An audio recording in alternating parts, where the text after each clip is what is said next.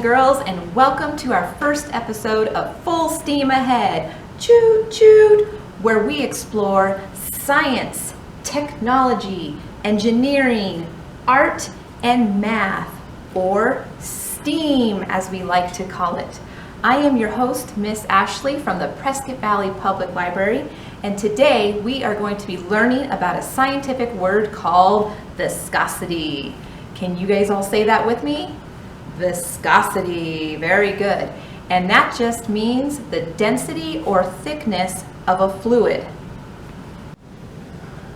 But first, let's discuss why I'm wearing this crazy hat.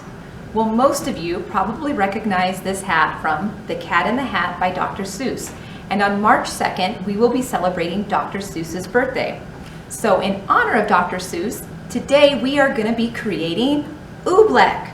And Oobleck is a non-Newtonian fluid. But wait, Miss A, what in the world is a non-Newtonian fluid? Well, let me show you. Now, non-Newtonian fluids change their viscosity or thickness when put under some form of pressure. Now, I have water here as an example of a Newtonian fluid. You can shake water, you can apply pressure to the water, but it's still going to remain the same viscosity. Now, Oobleck, as we will see here in a bit, will change its viscosity when put under some form of pressure, which makes it non-Newtonian. So first, before we make our Oobleck, let's take a look at the book that inspired this creation. So this story is called Bartholomew and the Oobleck, and it's written and illustrated by Dr. Seuss. And it's about a king who gets tired of the same old weather year after year, and he wants something new. So he calls on his secret magicians. But Bartholomew, his page, knows it's a bad idea. And sure enough, they create the Oobleck, and the greenish goo starts wreaking havoc throughout the kingdom. Will Bartholomew be able to save the day? Well, you're gonna have to check out the book and find out. All right, let's get started. First, we're going to start with our safety gear. And any good scientist will always have a pair of safety glasses to protect their eyes. Okay, and I also have my smock on to protect my clothes because this can get messy. And then I also have my recipe of Oobleck, which comes from www.seussville.com, and you can find many great crafts and activities online to do from this website. Okay, so the first thing we're going to need is cornstarch. You're going to need some water. You're going to need a glass mixing bowl and spoon. You will need some measuring cups to measure out your cornstarch. And then you can also use some food coloring.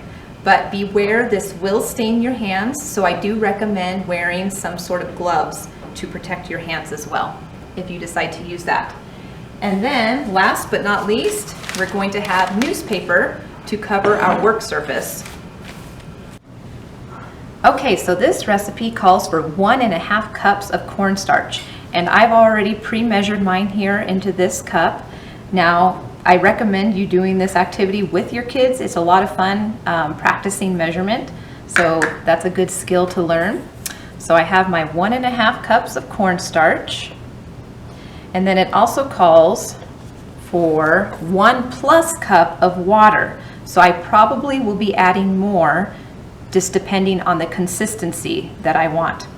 Now, if you're using food coloring, this is going to be the time that you add your food coloring to the water, and then you can stir it and mix it up before adding it to the cornstarch. Okay, so now I'm going to slowly add the water, and I'm going to be mixing it with my fingers.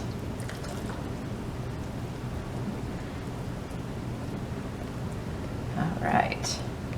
Now, what's interesting is the cornstarch is not going to dissolve, but it's going to become suspended in the water. See? There. Now this makes the viscosity of Oobleck very unusual. So I'm going to get it all mixed here and keep mixing it, and then I'll probably use my spoon too. See how it's just sitting here on top, but it's not dissolving, and it starts to become really tough. Okay, so if you notice, the Oobleck just looks like a big bowl of soup when I spin it around here.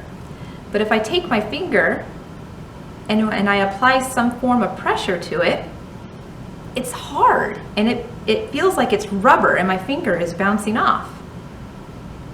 And this is what makes Oobleck so unusual, and it makes it a non-Newtonian fluid. Whenever you apply some form of pressure, the viscosity or thickness of it changes. And now you can use any sort of fun thing to experiment with Oobleck. You can continue using your spoon and digging it in and letting it drip down. You can try using race cars, and you could run it through the Oobleck. You can try using a strainer and letting it drip through the Oobleck.